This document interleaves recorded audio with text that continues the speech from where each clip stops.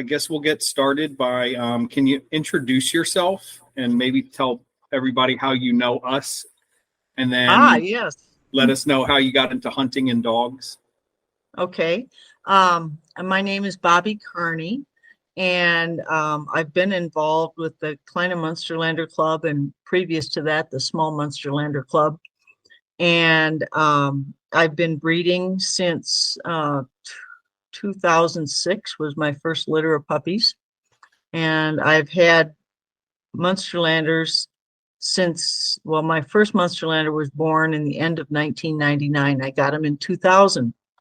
And I know Gretchen and Nate because they bought their first Gretchen's Munsterlander, Ebby vom Gooseisen, from me. And Gooseisen was my kennel name, is my kennel name.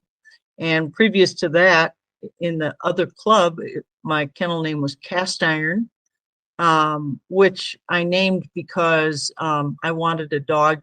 Our breed is a pointing breed, and I wanted strongly built dogs with strong points. And so Cast Iron translates into Gooseisen. And my first Munsterlander's name was Gooseisen K. vom Krieger, from Barb Krieger's K litter, and I called him Gus.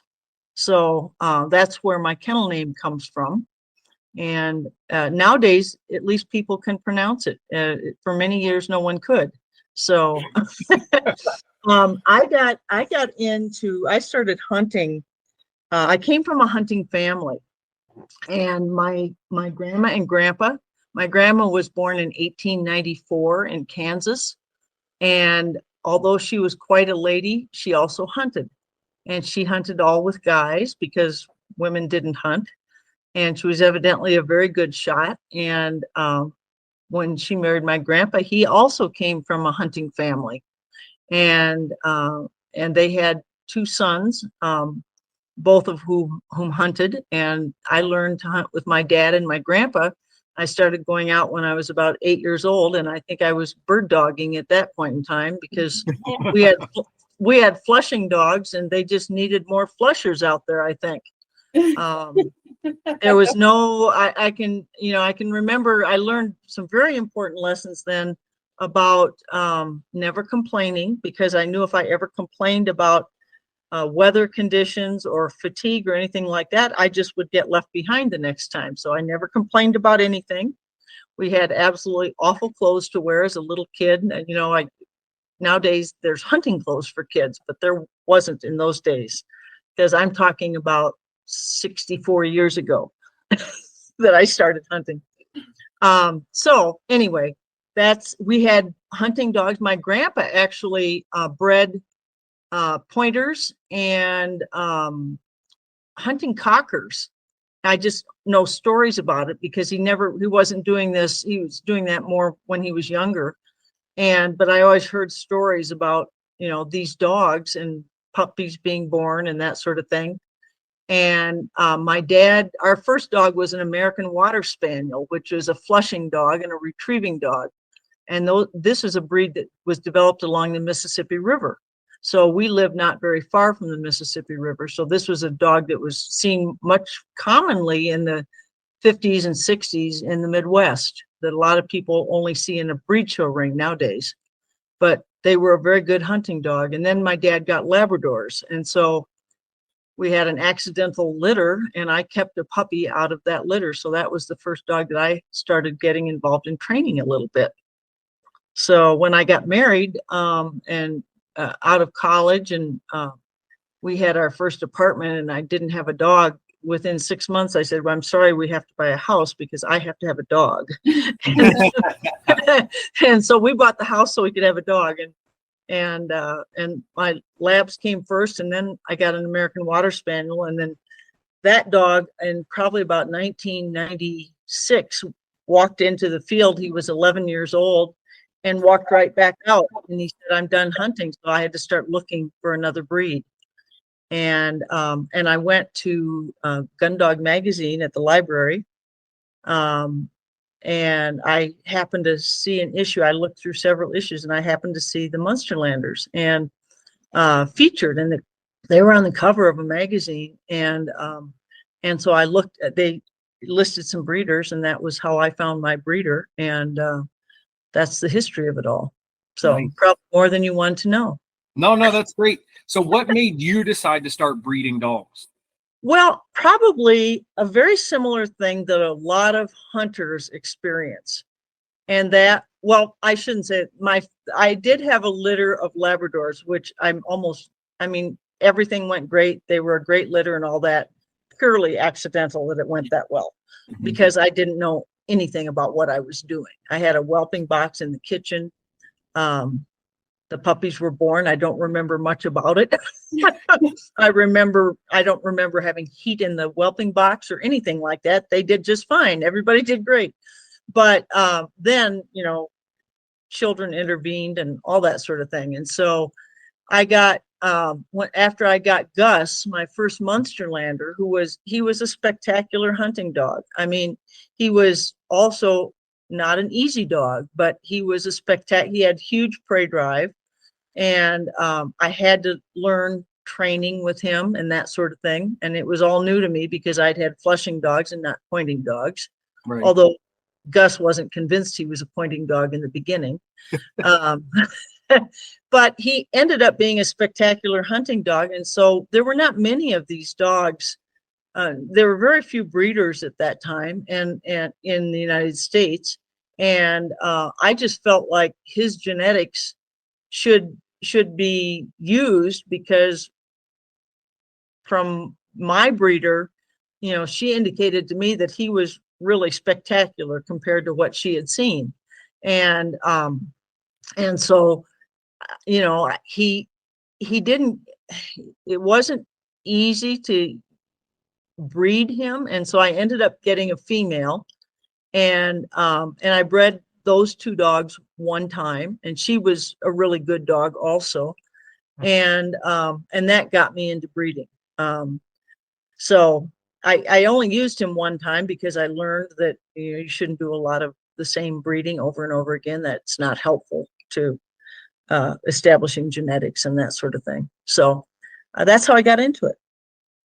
And what you participate a lot in KLMGNA, and Yeah. so what I know, like my experience with NAVDA and what we do with KLMGNA, I just kind of feel this drive to do that stuff, and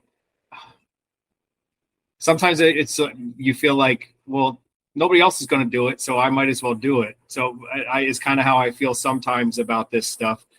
So I just want to know, like, what makes you continue to be so involved in the club? I mean, we have a lot of good people and a lot of good support, but it's still usually in every volunteer organization, it ends up being a small group of people doing the lion's share of the work. Right. Like, what drives you to be a part of that part? Well, I keep trying not to, but it just doesn't seem to work out. No, I got involved in the other Munsterlander club after I was retired, and I had time. I retired fairly young. I was like 55 when I retired, and that was when I had my first litter of puppies. So when I got involved in breeding, I thought it was really important to get involved in the club, and so I was convinced to run for vice president of that club, and I became president.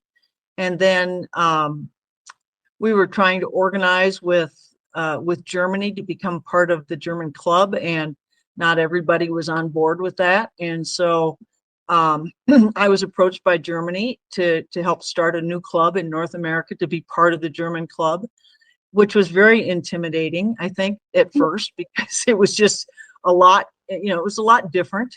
And we knew testing would be challenging and all that sort of thing. And it was a little bit of the unknown, but we also recognized that it was really important to have access to German genetics. This is where this breed comes from. I love this breed. That's to begin with. I love this breed.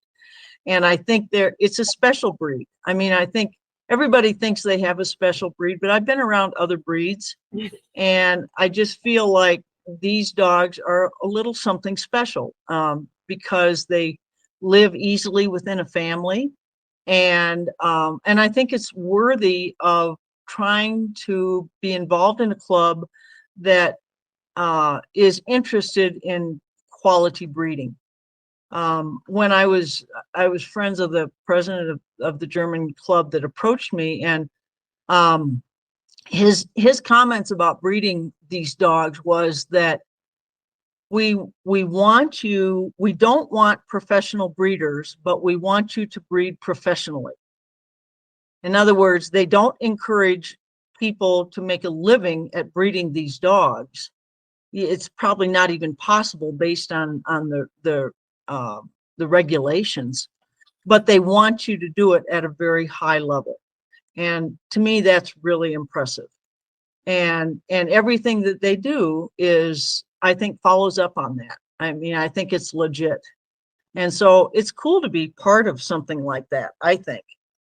Trying to help establish these genetics in this country, and helping to educate people on what good breeders are and what good trainers are. You guys are doing a fantastic job with that sort of thing. So, I was lucky enough to have a fantastic mentor in teaching me about breeding.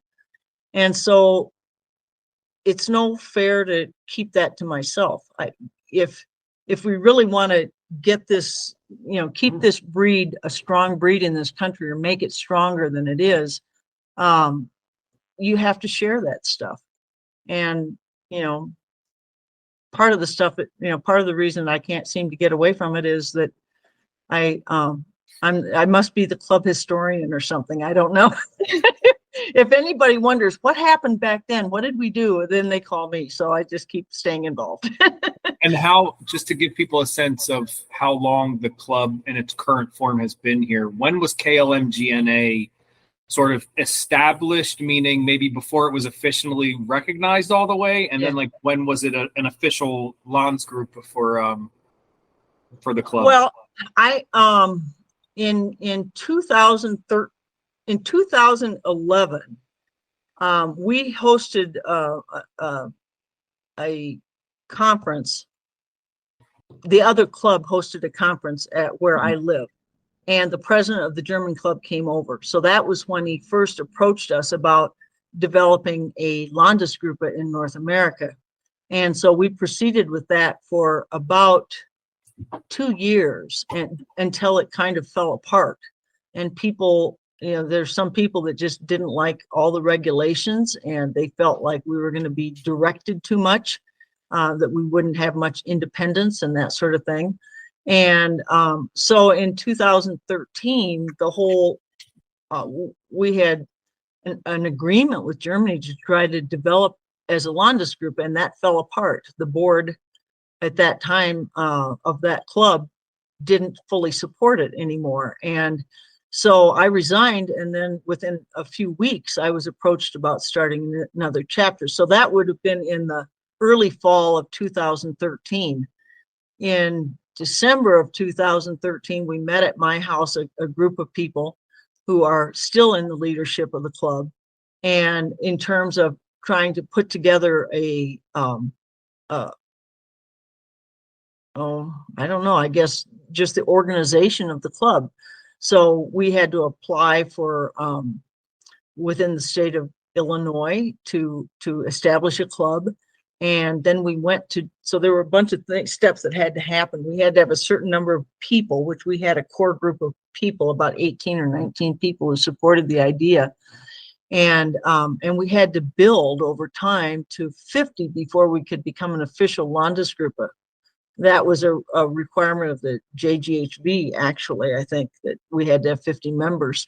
So that took a while. But in 2014, I had my first KLM litter, which was, we were able to integrate some of our dogs that we were breeding previously. And we were given we were able to get our kennel licenses, even though we didn't fulfill all the requirements of the current requirements, but they had to do that. We could have never gotten started. And so Germany was very good about helping us to get established. in as much as they could. And so that in 2014, we started, I think we registered three litters maybe. And it went from there. And it was I think in 2016 that we were official as a Landis group, that we were totally voted in and approved. So less than 10 years from when it was officially. Yeah. Yeah. Okay. It's been 10 years since we started, less than 10 years since we started organizing. Got you. Okay. Right.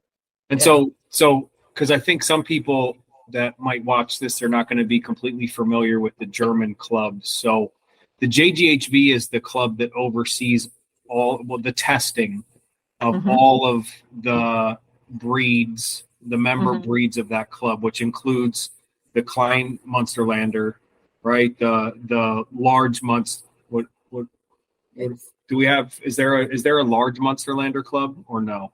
Yeah, there is, I believe. Grosse Munsterlander. Okay. Yeah.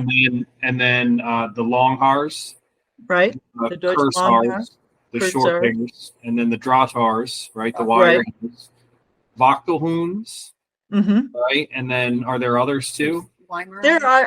I know that the JGHV oversees poodle pointers, everything. Is it like all of the hunting dogs? So the JGHV oversees and tests all the hunting dogs. It could be Jagdhunds,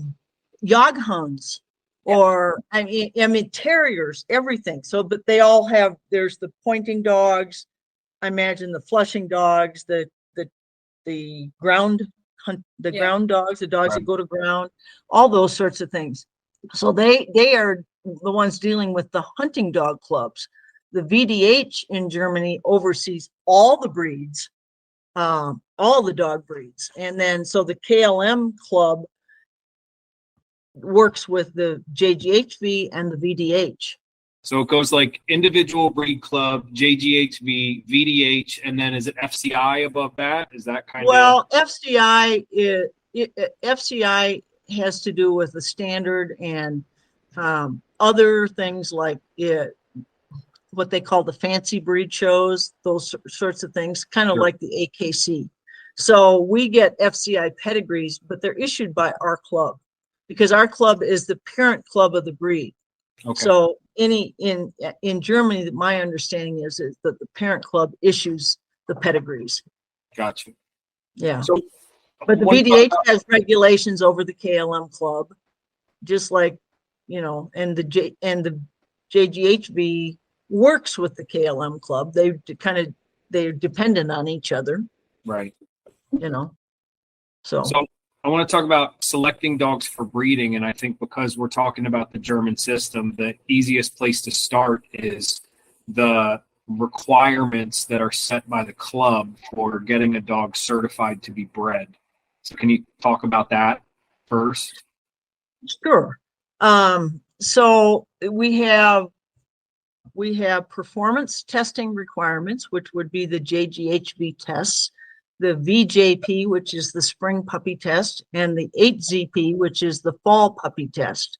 So when we're talking puppies, we're talking dogs that are generally between 1 and 2 years old when they're doing those tests, although they sometimes are younger than 1, as you know, because you had a litter that was born in late June. And so when you did the VJP test, your puppies were 9 months old or so? Yeah. So they have and there's age requirements on those tests. So a puppy that is born between January 1st and September 30th tests the following year. Okay, that would be their spring. And so a puppy born in January wouldn't be expected to test in the spring or the fall of that year. They're just, it's too much of a requirement. So then a puppy that's born from October 1st to December 31st doesn't test that. They could test that next spring, but they're not required to. They can go the following year. So basically a year and a half later, almost. So they're the older dogs in the puppy tests. But once a dog is past those ages, they can't do this test again. So they have to, so the reason for that is because they want to see genetic qualities of these dogs. So when a dog gets much older, and in the second test, in the fall test, there's certainly a certain amount of training, but that's cooperative training ability of a dog is also a genetic trait. So they want to know their trainability, you know, sort of thing. If you have a dog that's really stubborn, they're probably not going to get through that test one way or another. So that's the reason for doing these tests at a younger age. There's other tests that can qualify the dogs. You can have a combination of a VJP and a VGP, which a VGP is the utility test, which is a two-day test. So that's an option. Or you can have you can have an HZP with a hair track. So that takes care of the the tracking of a live rabbit that occurs in the VJP in case for some reason they couldn't do that. And then we have a test called an IMPB or A, which also can qualify our dogs. That was developed as an international test to help some of these other countries that don't have the JGHV in Europe, basically. But we can use that test also. It's in our regulations. So those are the testing requirements.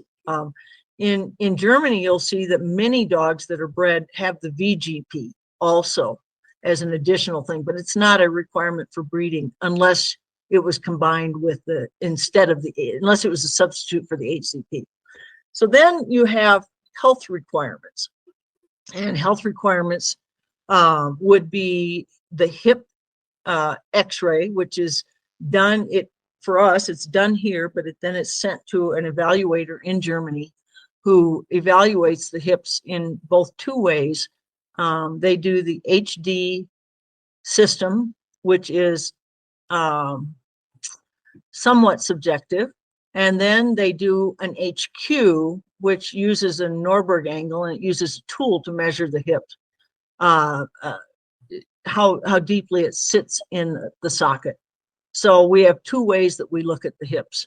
And and the one that we use for breeding value is the HQ, which there's some science that shows that that's a better predictor of the heritability of the hips in the offspring. And then we also do a test for ectopic ureter. We were seeing, and this began officially in 2018. So when we were first involved, we didn't do ectopic ureters. They did it because they were starting to see, this is one of the things that I'd really admire about the German club. They were starting to see some incidents of ectopic ureters in dogs. And what they found, what they were seeing was that male dogs, as an example, did not show that they had an ectopic ureter until they were older. Males can control their urine. You know how they will mark all over the place, and every last little drop is saved for that opportunity.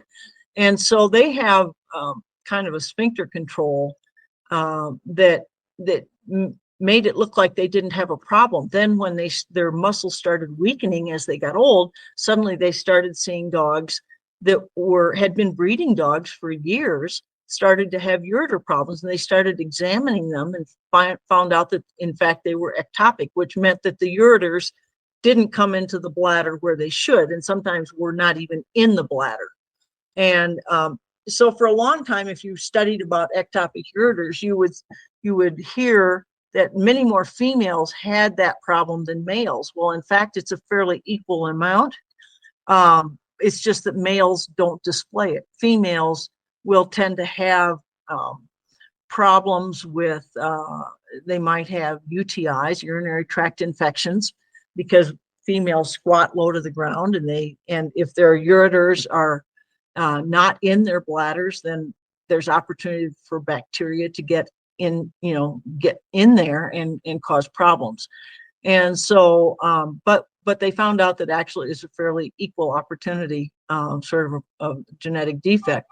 And so in about 2015, they started really looking into this, and there were a couple of other breeds in in Germany and in Europe that had similar problems. And so there's a Dr. Hungebuehler in Germany who was the leading expert on being able, trying to develop an examination that was not super expensive. And so we do ultrasound to examine ureters.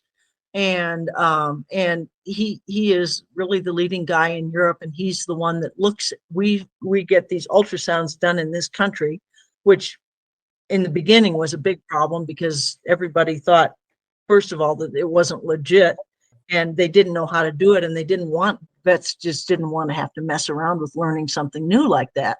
Sure. There were some vets who were interested in breeding who were very enthusiastic about it. So anyway, we got into testing for ectopic ureters, and at one time we thought there was about a 7% number of dogs that had ureters that were either ectopic or not in a normal position. And now it's much less than that, because by doing this testing and eliminating dogs from breeding and only breeding dogs with normal ureters or ureters that at least come into the bladder in a reasonable location, we've really eliminated a lot of that problem. But I think we'll have to stay with it for a while because those genetics lurk, and they can surface again if we're not cautious about it. So I really admire the club for saying, look, we have this problem. Let's not let it get worse than it is, and let's not hide it. Let's take care of it. And they've done a great job with that. So that's kind of typical of this club. So what about, in addition to the things that are required by the club, other genetic considerations for breeding? So like we can talk about your current dog, Hank, and decisions you made about him. And then also I know that there was discussions about epilepsy and other things like that at certain times. So those are, can you speak to some of that stuff, and like who gets to make the call about those things within this club? Right. Well, there's within the breeding regulations, there's an appendix on epilepsy talking about how this sort of issue should be dealt with. We actually have a very small incidence of epilepsy occurring in our breed, what is considered healthy. So the statistics in Germany say about 2 per 1,000 puppies might develop epilepsy, and so we have a breeding program called Dog Base, which is it was developed in Germany. It covers a lot of breeds, although none of the other JGHV breeds that I know of are involved with Dog Base. But we give breeding values to different things. Many of them are hunting traits, but some of them are health issues. So we have we track homozygous free, whether or not dogs are carriers of epilepsy, what risk they have of being a carrier, what is the probability that they're what we call homozygous free, meaning that they're not a carrier, or how close to being free they are. For as an example, Yana, when I purchased her in Germany as an adult dog for a breeding dog as foundation stock for us, her value for epilepsy was 0.99 something homozygous free, which meant that she had less than 1% chance of being even a carrier of epilepsy. Mm-hmm. And so we track that in all the dogs in Dog Base. And so it's an interesting thing, because we can see in many, almost every pedigree, you can identify dogs that were carriers, but at the time, like when they were being bred, they weren't known to be carriers. It happens, it might track back to them several generations. It might be that 3 or 4 generations down the line, a dog shows up with epilepsy, and then they have to try to backtrack and figure out where did that come from. Because to our understanding of epilepsy in our breed is that both dogs have to be carriers of epilepsy to produce epileptic puppies. And in that case, only like only 25% of them would have epilepsy. So 3/4 of the breed, they'd all be carriers. Or you can have one parent be a carrier unknown to you and the other one not. You never produce epilepsy. And I had experience with this with my dogs with my small Munsterlanders prior to my KLMs, where I started to produce epilepsy, and we had no idea that was in the line, but we could eventually backtrack it and figure out where it came from. Okay. And so all these dogs down generations were carriers, and all of a sudden 2 carriers got bred. Right. And that's the awful thing about epilepsy, is it can hide for many generations. And so we're lucky that we have this dog-based program. So sometimes people look at our pedigree and say, well, look at that dog, is it, 4 generations back, that dog's a carrier and that dog's a carrier.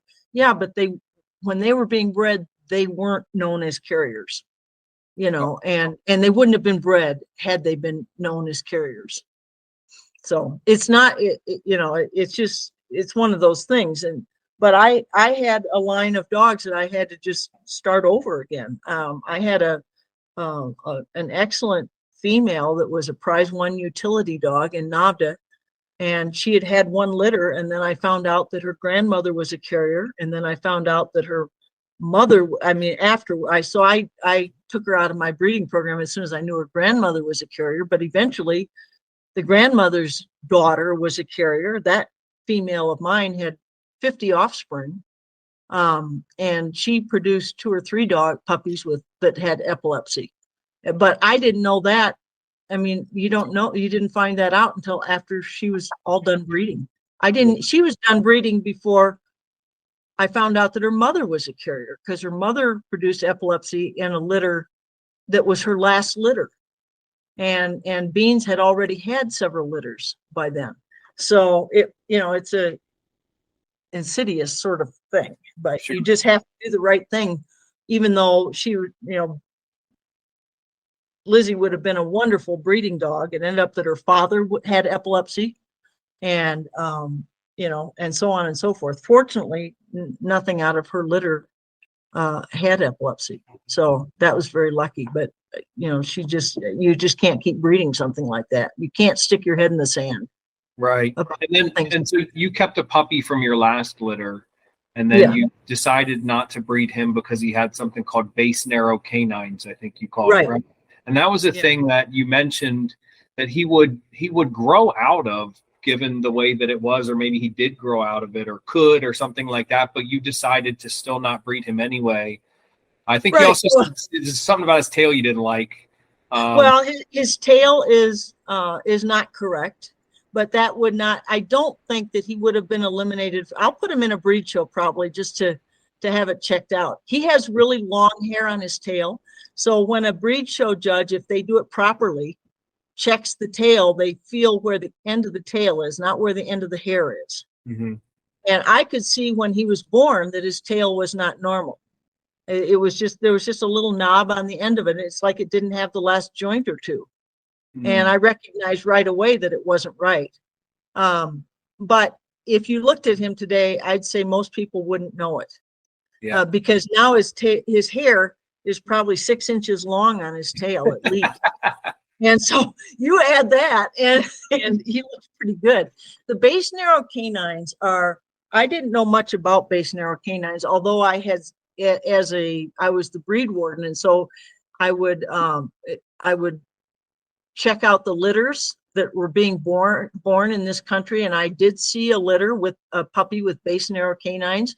And I went to try to close this puppy's mouth to be able to look at the bite in the front to check out the scissors bite, because that's one of the things you're supposed to check out in puppies this age. And he couldn't close his mouth. And the reason being is that his canines were going right into the gum line, into the roof of his mouth, and it hurt. And so I made a note, this puppy had base narrow canines. So what I've learned since, especially since I never had seen it again after that, but when Hank came along, and I could see that he had the same condition, um, he, he outgrew it. So so what I've learned about it is that if the condition is mild, it's not a severe case. Let's say a real severe case would maybe have the canines going up into the soft palate of the mouth.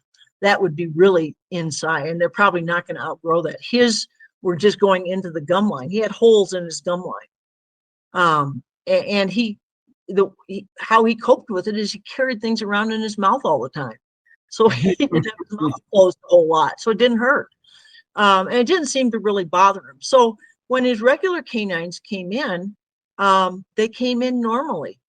And so I started studying up on it because the head of the breeding commission, who's a friend of mine in Germany, said he purchased a puppy in Denmark, and the breeder told him that his dog would outgrow the base and narrow canines. Well, the dog didn't outgrow it. And so sometimes they do and sometimes they don't. But in Hank's case, even though he outgrew it, and if I put him in a breed show, he has a perfect bite, that he would qualify for breeding. But it's not right, because in the studying that I did, the research shows that even the parents of the dogs that produce base narrow canines probably shouldn't be bred. And so I just chose to eliminate him from the possibility of breeding, because why pass that on? As far as the short tail was concerned, I happened to know that his father had a shorter tail, because I was the breed show judge for that dog, and I made note of it, and it wasn't bad. It was probably about an inch too short. I think Hank's is probably about that much too short. Yeah. But it's an indication of incorrect genetics regarding the tail or regarding the bite. And if you allow that stuff to persist, it's going to be someone else's problem. The short tail is, to me, probably not as big a deal. That's cosmetic.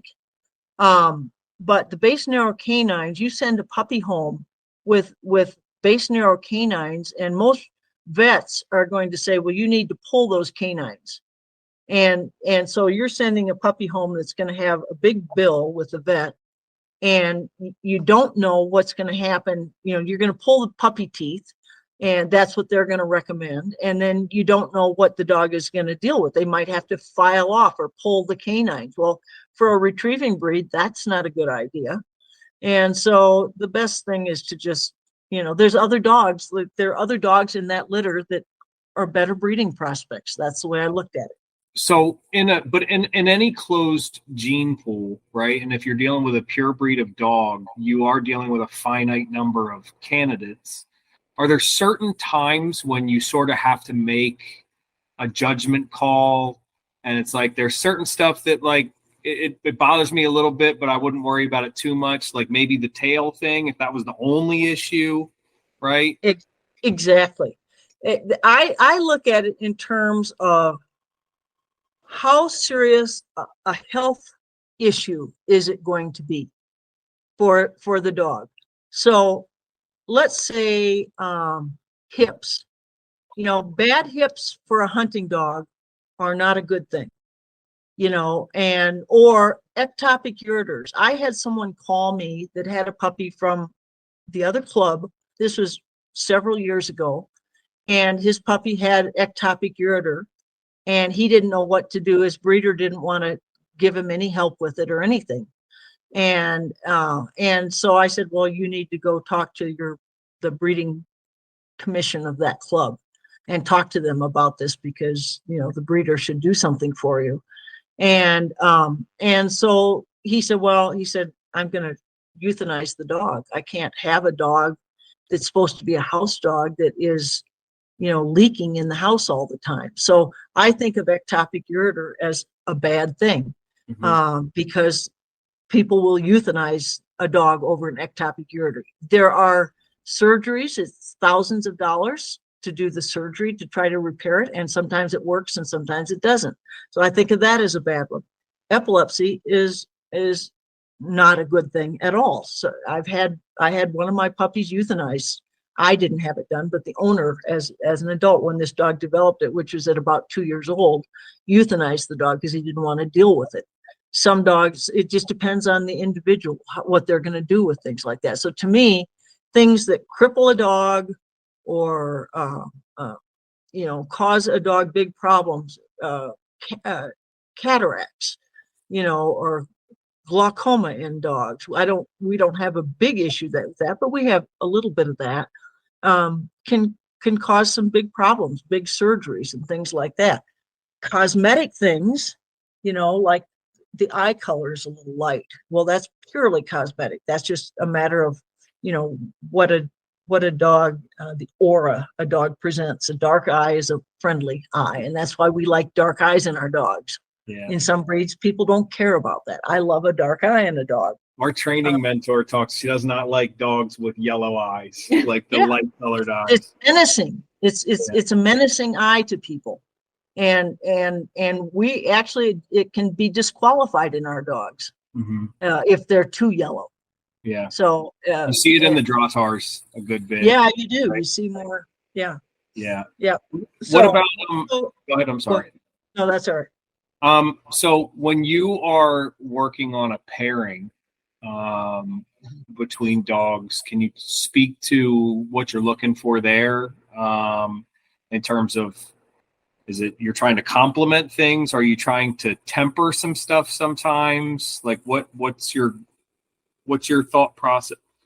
Thought process when you are selecting dogs to be paired to be bred? Well, I think you're gonna start by looking at possible compatibility of pedigrees. And you have to kind of know the dogs and the pedigrees. That's helpful. Which is, I think, the farther we get along as a club, the easier that's going to be. We have to depend a lot on, like I depended a lot on working with the head of the breeding commission in Germany when I was advising people on pairings, because they know all these dogs, and if they don't know the dog, they know somebody that does know the dog, and they can get all the lowdown on the dog. They also, and I'm getting better at looking at pedigrees and saying, okay, if this dog is two times in the pedigree and is far enough back so the coefficient of inbreeding isn't too high, we track coefficient of inbreeding when we put a pairing together. But we can bring good dogs forward. We don't want to bring dogs that are problematic forward in a pedigree by doubling up on them. So we look at things like that. From a perspective of temperament and physical qualities, I look at my dog's hunting qualities. I look at the temperament quality of the dog. I look at what are the shortcomings of my dog. So, for instance, if I took my female Kate, I would say she ended up being strong in the water, but as a younger testing dog, she wasn't very strong in the water. So when I wanted to pair her with a stud dog, I wanted to find a male that had a strong testing score in the water. Like I like to have an 11 in the water, and people aren't going to know what this means, but it's a JV score in the water that is above and beyond. Barring extenuating circumstances, that's the best score you can get. Yeah. And in so I bred Kate twice, both times with dogs with 11 in water. And in fact, it produced puppies that were all water lovers. Yeah. And so that may not happen that way every time, but it happened to in that case. Kate, on the other hand, is a really strong pointing dog and a highly cooperative dog. I didn't want to lose that, but I could take a little more risk in putting her with a dog that maybe wasn't quite as strong in pointing. Or if I wanted to really solidify the pointing, I'd go to a dog that's, certainly at least a 10 in pointing. But I could take a little more risk there. And breeding is a little bit of a crapshoot. you try to have a plan. It doesn't always work, but it's better than having no plan at all. And so I look at my dog's strong qualities, try not to lose those, but try to improve on my dog's weaknesses. So the first thing a person has to do is to be able to recognize what their dog's strengths and weaknesses are and admit to it, and and that's a hard thing for some people to be objective about their dog, which, you'll find out as time goes on as breeders. We have something called kennel blindness, where everybody thinks their dog is the perfect dog. Well, you have to be able to say, like, Kate is also kind of a noisy dog. She's spur loud, and I would be less inclined to put her to a dog that's spur loud, because I think they can get too noisy, too high strung that way. And spur loud, for people listening, is when a dog is loud on scent while they're tracking. In our club, they test this on rabbits.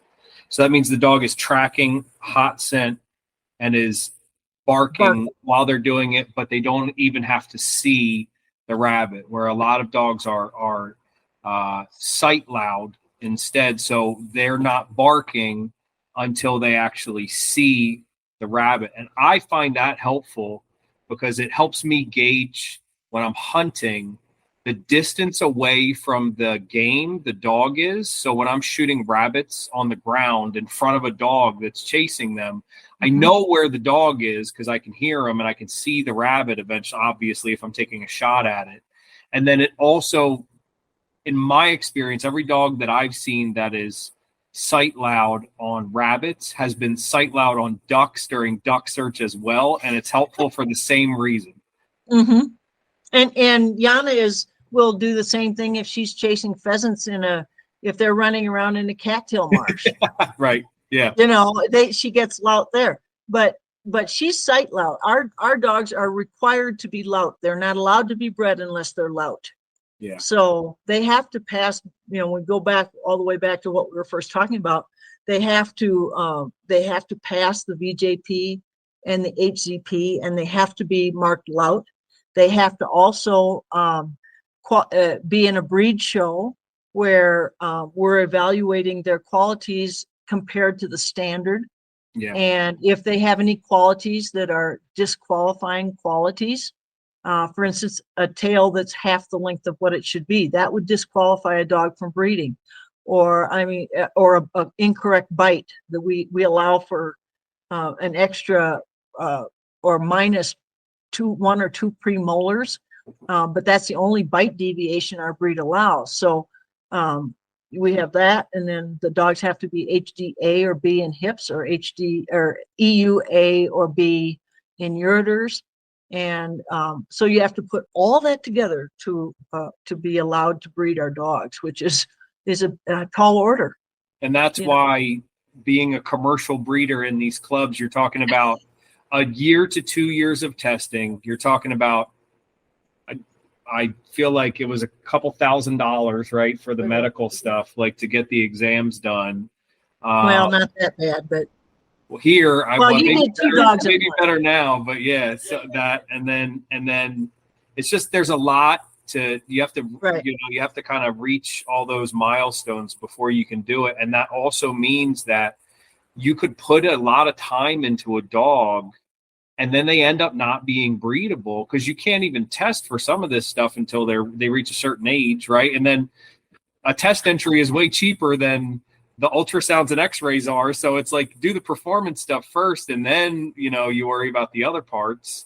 Yeah, it's kind of which came first, the chicken or the egg. Like I did Kate's ureter and hips before. Well, I think we did the VJP, but I did them. No, actually I did that all before she did any testing. Yeah. Because you're going to probably spend as much training for testing as you are for those tests. So it's kind of 6 of one, half dozen of another, which you do first. So, but the thing about training is you need to do that to train your dog to hunt anyway.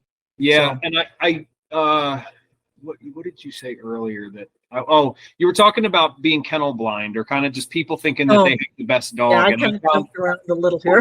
what was really helpful for me was getting out and hunting with a lot of people. And then like I thought my dogs were awesome. Like my first hunting dog, Anya, I thought she was incredible. And she's a very capable dog, but then you go out and hunt with a bunch of other people and you're like, oh, my dog, even if she's book smart, she definitely doesn't handle these wild birds the way that, you know, these other folks do. And so like, it's a separate education there. And then you see different breeds that are just like when people say that like certain versatile breeds of dogs, they do all the retrieving stuff as well as a lab and all of the pointing stuff as well as an English pointer. And I kind of feel like that's just not, in my experience, always true. I mean, there's always stronger and weaker dogs there, but you are making compromises with these things. And at a certain point with some of that stuff, it's like, I don't want my dog doing the stuff that some of those specialists do anyway, because they're supposed to be able to do everything.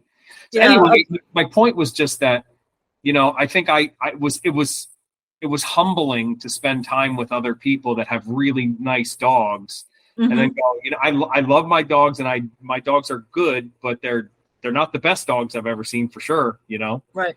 Well, and the other thing that you'll learn over time is there are training dogs, and there are some dogs that are really good at testing and aren't that good at hunting. And then there are dogs who are really good at hunting and are maybe not that good at testing, which could have something to do with their owner. Like my dogs, I don't think were ever spectacular at testing because I'm probably not the world's most disciplined trainer, but good enough to get by. But I have good hunting dogs, and you know, so the most important thing in my mind is the good hunting dog, because people buy these dogs to have a good hunting dog, and if a dog is tested and isn't a good hunting dog, then you know, and they have high test scores, to me that isn't as good a dog. And it's not as good a dog for breeding as a dog who is a good hunting dog, because that's what we have them for. And there have been times when I've talked to my friend Dr. Westphal in Germany about a specific dog, and I look at his test scores, and he'll say to me, yeah, but this dog isn't a good hunting dog. So it's like, even though the test scores are high, that's not a reason to breed that dog. We need to put together the whole package. So we have to be objective about what your dog is. You know, what are the strengths and weaknesses of your dog? You know, right. And then try to do the best you can to produce the best, to try to improve the breed. That's what I try to think of doing in every breeding. When I was breeding the dogs, is can I improve on what I have? Or if I have something really spectacular, don't lose it, you know, by doing this breeding. Do a breeding that at least can maintain those qualities. Right. Well, what criteria should a puppy buyer look for in a breeder? I know what I look for. Oh. Nailed it. Well, I think to begin with, you want a breeder who, I think a puppy buyer should want a breeder who pays attention to health genetics, because if you don't pay attention to health genetics and what you're trying to breed that way, no matter how good your dog can perform, if it's not a healthy dog, you haven't got anything, you know. So health genetics are important. It should be a person who is serious about breeding, who works with their puppies in their upbringing and exposes the puppies to different things, and provides a healthy environment for the puppies.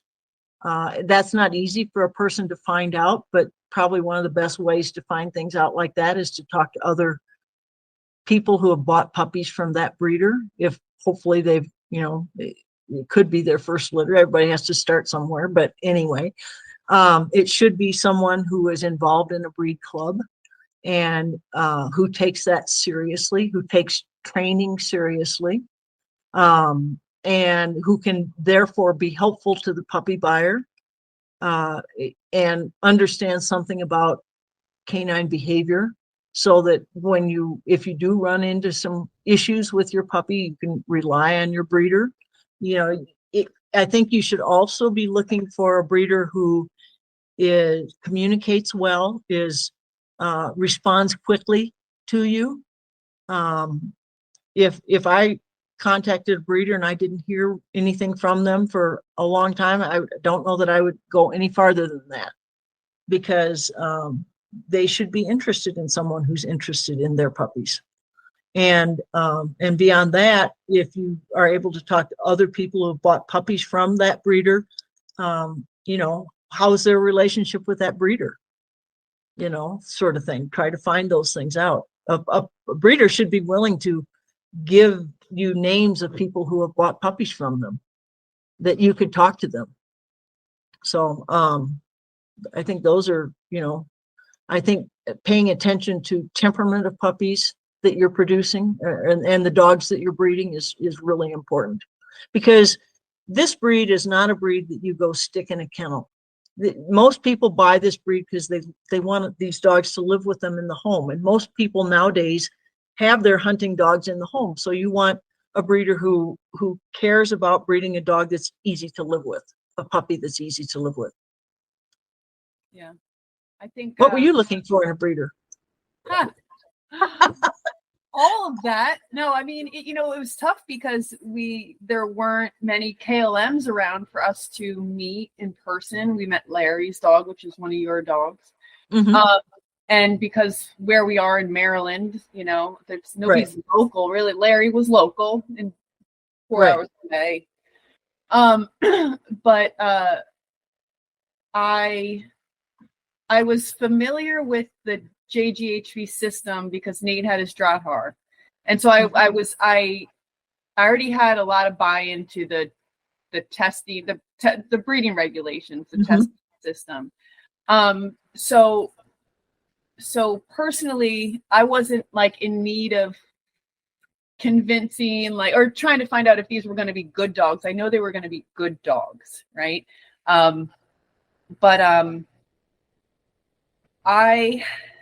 It was I really valued that you were so involved with the club. Oh, right. Okay. And that you had just been involved for a long time. I'm like, you don't stay involved that way for a long time if you're kind of, Yeah. So that was a huge, selling point.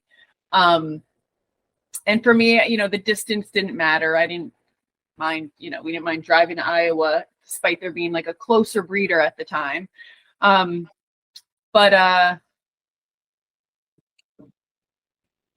I was she drove 0 miles of that trip anyway, by the way.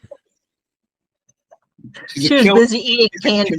She's a killer navigator. Yeah. But one of the things I really appreciated was that you picked the puppies for your puppy buyers. Oh, that's the next thing we want to talk about. Is some breeders let the people pick the dog, and then other breeders, they do the pairings themselves. And so when a puppy buyer is looking for a puppy, what are expectations that they should have of the puppy? And then also explain why you pick the particular puppy that the people go home with. Well, let me start with picking the puppy, because that's the easiest one to answer. So when I first started breeding these dogs, I let my puppy buyers pick their puppy, and by the order in which they committed to buying a puppy. So they couldn't pick their puppy until so then when it was time for the puppies to go home, which was anytime after 8 weeks, I had to have them come in the order that they were to be able to pick their puppy. So that's how it worked. But what I found was it was so disappointing to me how people picked their puppies. It would be, generally speaking, the markings on the dog, and which is to me the least important thing about the dog. And so that frustrated me a great deal. And people would just, it was just it kind of blew me away, but that somebody would pick a dog for that reason. When, I would sit there and tell them about, the qualities of the different puppies and all that sort of thing. But they wanted the one that had, particular patches of brown on them in a certain way. I'm like, oh my God. So that was when I decided, no, you're not picking the puppies anymore. Then I started doing a puppy questionnaire and, to find out about the family or the people that are buying the puppy. And then I also had a thing that they filled out regarding what they did hunting and all that sort of thing. So I started putting the puppies together with the people based on what the hunting needs were, what the family needs were, and that sort of thing. And oddly enough, it seemed like it always worked out that it's kind of like you had the right puppy for the right person. And people would come, after I started doing it that way, they'd say, God, you just picked me the perfect puppy, sort of thing. But you have to spend a lot of time looking at your puppies and understanding them and what their qualities are. And, someone who says, I want my dog to hunt within 50 yards of me. Well, first of all, not many Munsterlanders are going to necessarily do that. You can train any dog to do that, but why have a pointer then? But I'm not going to give them the most energetic of all the puppies if that's what their expectation is for their dog. I might give them one that has just kind of a naturally calmer nature. And also if I had a family with a bunch of small kids, I'm not going to give them a rambunctious puppy because life's going to be rambunctious enough for that puppy going into a household with small children. So then, I might want a calmer dog. Whereas if I have a person, say a bachelor who, lives by himself and hunts 40 days out of the year, I'm going to give him, a pretty hard charging dog. And I know that, the environment that dog's going to live in is not going to be as raucous as a family full of young kids. So it starts to, work together that way. And it worked out well that way. And so when people would say, well, I want to pick my own puppy, I'd say, well, then you have to find a different breeder because it's not going to happen. And I said, I'm going to spend 8 weeks looking at these puppies and spending many hours a day with them. You're going to see the puppy for an hour and you're going to try to decide within that hour which puppy fits your needs the best. I said, in that hour, that puppy might be tired, or that puppy might have just woken up from a nap and be full of energy, and all different things, all different things can play into how that puppy acts in that hour that may not be typical of that puppy. So you might be choosing your puppy on on what you think is their personality that isn't even their personality. So that was, why I just put an end to that. And the truth is, I never had anybody say, I'm sorry, I don't want a puppy from you because you won't let me pick my puppy. Right. When I explain to them why I'm the one picking the puppy, they totally get it. Right. Yeah, we did in the pet dog stuff that we do. We have people show up sometimes and they come with a dog. They'll have a Rottie or a pit bull or a German Shepherd or a cattle dog or something like that. And then when they talk to me about what they want for their family pet, what they describe is like they wanted a fat lab is really what they want. Yeah, it's the wrong breed. You picked the wrong breed. And there's a podcast I've been listening to a lot. It's a guy that does a lot of detection stuff, I think. His name's Cameron Ford, and he said it on a couple of his podcasts. It's not a paint job. Whether you're talking about the way the dog looks overall, like the breed, or even what you're talking about, like people being concerned about the markings and things like that, is like there's so many other things that are more important than that. Right. And that kind of, I think, for a breeder would be a red flag about that person. Like that, that's the depth of thought that you put into this was, I like those markings better than those markings. Sometimes people just need education on the matter. Yeah. They just need to understand better, even though it does sound silly to you. They just had never thought about it the way that they maybe should have. Well, and So it's an opportunity to educate people. That's fair. And I guess what I've also heard from I think I've read it in some hunting dog books, and I think I've heard it on some hunting dog podcasts, that you should just cover your eyes and reach in and grab a puppy because they're all equally likely to be good. And I feel like that's kind of too much the other direction. Right. I agree with that, because I think there are varying personalities within a litter, and those personalities can affect how they are interacting in your family or in training or any of those sorts of things.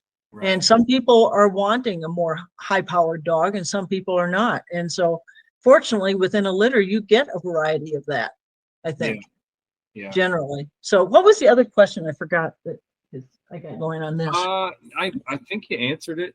I think that If not, well, then we both forgot, so it's okay. We'll move on. You didn't have to. But you nailed it. You nailed it. You nailed it picking Ebby for me. Yeah. That's for sure. Yeah. And I think Gretchen did a good job with the A litter from Ebby, putting those dogs with the right people. Well, I think, Gretchen showed from the get-go, as far as she's a serious breeder, even though this was her very first litter. She did everything above and beyond that you could ask a breeder to do. And the same thing with your follow-up with your people and all that sort of thing. People should be lucky to get a puppy from you. I tried. I was trying. Thanks. It matters a lot to us. So the last thing I think we had on this list of stuff to talk about was, I think sometimes when people are looking at buying one of these dogs and they look at the requirements the breeders have of them, whether that's testing or just some of the stuff that's in the contract, right? That kind of stuff. What would you say about those sorts of things in terms of what you think is reasonable that a breeder asks of their puppy buyers versus what might be a bit, I don't know, like a red flag? They're being too controlling. They kind of maybe seem like they want to just keep all the puppies for themselves, and they're looking for excuses to like not give them up. I don't know. Like, you just hear wild stuff sometimes that people write into contracts and things. Yeah. Well, for me, I maybe didn't have as strong of I've had requirements in that people can't buy one of my puppies and then go and take it and breed it outside of our club, because the whole purpose of this breed club is to establish these genetics and to build a foundation of dogs, and that's a thing that could turn some people off and has turned some people off. But then that's okay. I don't mind that. I didn't say to people that you must test your dogs. I took a kind of a different approach to that. I highly encourage testing. And then what I always did with people is try to sell them on what the whole testing program is about, and help them kind of buy into what I'd call our KLM culture. And most times that worked out pretty well. As an example, the litter that you got Ebby from, there were 8 puppies, and 7 of them went through at least the VJP, and several the HCP also. So we qualified out of that litter 2 dogs for breeding. Aota in Germany, she went over to Germany, and she would have qualified, except she had a ureter issue. It would have qualified her for breeding, but he didn't want to take the chance of breeding her.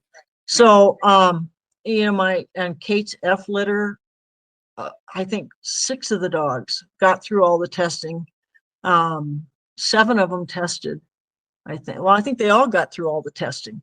And so you don't really need you need a couple of dogs. You would like to see but you would like to see a couple of the dogs in each litter qualify for breeding.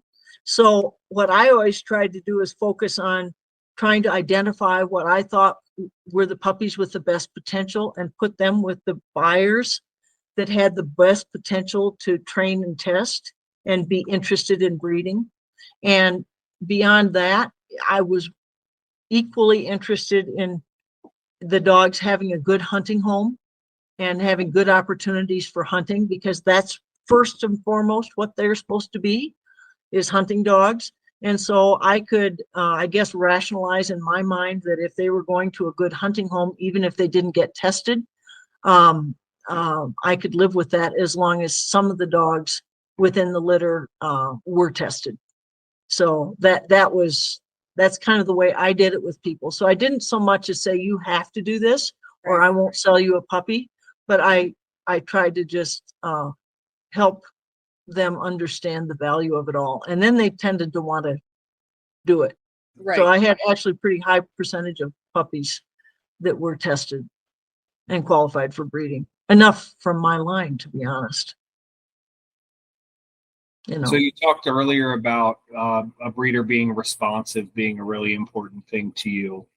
And so things like support for after the puppies go home, and then for training, problematic behaviors when those come up, and then even in a rare circumstance that a dog needs to be rehomed. Like, what do you think the breeder's role is in all of those things? Well, I think a breeder has a responsibility, especially if they're expecting people to test their dogs, to help them. I mean, you know, when puppies go, let's say, to Alaska or to far reaches of the country, you know, you guys have done a wonderful job of having a group of puppies near you that you can help work with from your litter and such. My puppies were going all over the country. And partly because there were a lot of breeders in the Midwest. And so there was a lot of more competition in selling puppies. And so, you know, your puppies might go all different places. So at the very least, what you have to be willing to do is help them find people who can help them. I mean, you can do so much on the phone with people and helping them with ideas about training and or problems with behavior. You know, it's not like we tend to have a huge number of problems with behavior. Most of the problems, I think, emanate more from the owner than the puppy. You guys can probably attest to that. But then that's all part of the education of the owner too, is helping them understand, you know, how this needs to happen. And but at least putting them in touch with people who can help them. So if I have, you know, I had a guy in my last litter in Idaho, who's, you know, that's a long ways away from here. And I was able to get him in touch with people. I tried to get him in touch with people. He had people he wanted to train with from a pointing organization, but tried to get him into a versatile dog people. But you can only kind of lead the pup.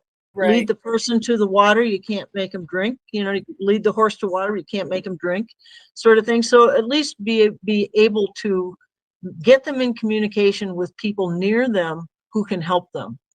And I think that's the very least. And if you can, you know, there are some opportunities to help with training hands-on, but because of our organization being all over the place, it's more like, okay, now I know somebody in that state that maybe could help you, and this is how to get in touch with them, and, you know, that sort of thing. So I think you have that responsibility. Rehoming, you know, one of the reasons that I retired from breeding is that when you have a litter of puppies, I was 70 years old when I had my last litter of puppies. I have to realize that those puppies will be around until I'm 85. And within that period of time, I have to be willing to help out when necessary. And so you can only do that for so long.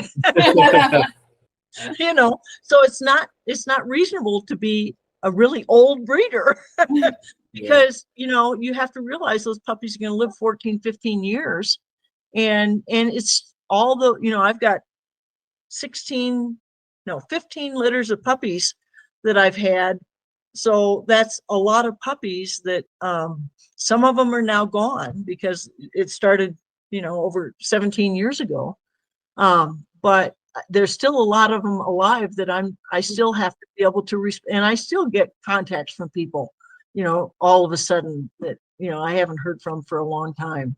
And some people stay in regular contact. So it's a lot of people to deal with, and a lot of, but rehoming, I think it is, in my contract, I always said I had the first, if you can't keep your puppy, your dog, whatever age they are, I have the first option to take that puppy back. And then it would be my responsibility to either keep the puppy or rehome it. Right. And if someone was going to rehome the puppy, I had to be contacted to say, yeah, that's okay. That'll be okay for that puppy to go to that home, sort of thing. So you're responsible for those puppies for their whole life. So it's a serious thing. And if a breeder doesn't feel that way, I would run away from that breeder. Right. Cool. Well, I think that was all the questions that we had. I thank you so much for taking some time out to talk to us. I think maybe 7 people will watch this, but that's okay. I'm sure those 7 will get something out of it. Long, didn't it? That's the trend now, though. It's good. Long form stuff is making a recovery. There are a lot of people that appreciate long, detailed conversations instead of just the short attention span stuff that we're all used to seeing now. Yeah. It'd be good even for the KLM club, because one of the things that I think is that I just wanted to mention about breeding that I think is really important. I had a wonderful mentor who taught me way more than I ever thought I would know about breeding or dogs or anything. And I feel it's my responsibility to then share with breeders that have dogs of mine to help mentor them in becoming breeders. And that's the sort of a thing that is really important to help develop good breeders in our club. And I know you'll do the same with your puppy buyers. One of the things that I've found in the time that we've spent in dogs is that there's a lot of youthful enthusiasm, but they're not always the most well-informed people. And so one of the things that I've appreciated and enjoyed about just my time in dogs in general is getting to learn from people who have spent their entire life doing this stuff. And so I get to benefit from an amount of wisdom that I don't know that I'm going to accrue in my lifetime. So whether that's our training mentor, Linda, or you, or some of these folks in our NAVDA chapter, I think my social circle that I spend the most time with, my probably honestly, my closest friends, all of them are older than my parents. And that's been seriously, and that's been it's been wonderful. And I think we have some people that maybe watch this stuff that we're going to come in from different avenues, and I just there's a lot of people that I think people our age and younger, they spend a lot of time on social media and looking at places like that, and sometimes the people that you see the most or that talk the most are not necessarily the people that know the most. And so finding people that have spent a life dedicated to this kind of stuff is really, really important. And I just think we're really thankful to have found a lot of those people. Well, I think you've sought it out, and you guys have I got a late start to all of this. Really, I started hunting as a very young person and all that sort of thing, but I got a very late start to breeding. You guys are getting a much earlier start to it. And so you guys will be those gray-haired wonders, at some point in time, and we'll have the opportunity to share all your knowledge. Can't wait.